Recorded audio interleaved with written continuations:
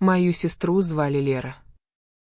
Она всегда была очень странной, любила гулять ночью одна, лазить в старый лес за городом, куда даже охотники не ходили. Говорили, что в том лесу еще со времен войны могилы. Но Лера смеялась, мол, это просто страшилки для детей. Однажды она не вернулась. Мы искали ее 3 дня, полиция, соседи, даже волонтеры с собаками. Нашли только обрывки ее куртки и странные следы, будто кто-то волок ее по земле. Больше ничего.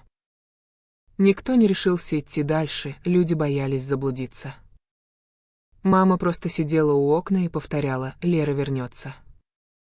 Она сильная». Через 2 недели я проснулся от стука в окно. Стук был слабый, но настойчивый. Я выглянул и увидел Леру. Она стояла босиком в снегу. Голова склонилась на бок, волосы спутаны, лицо не видно. Я позвал ее. Она медленно подняла голову. Господи! Ее кожа была серая, в трещинах, как старая стена. Глаза пустые, черные дыры.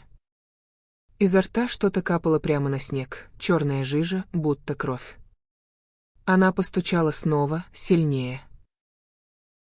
Я хотел убежать, но услышал ее голос: «Открой. Мне холодно». Мама подбежала к двери. Она не видела, какая Лера теперь. Я кричал: «Мама, не открывай». Она не слушала.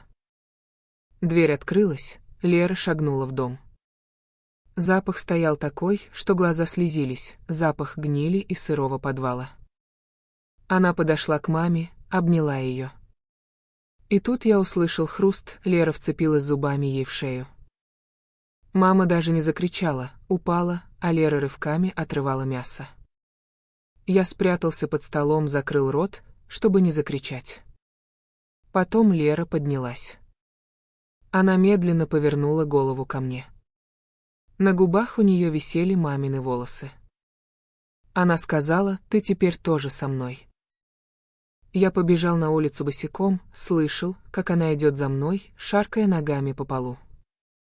Это было давно. Теперь я живу у дяди в другом городе. Но каждую ночь я боюсь уснуть, боюсь увидеть ее пустые глаза. Если услышишь скрип за окном, не смотри. Не открывай. Потому что те, кто возвращается, уже не люди. Они зомби.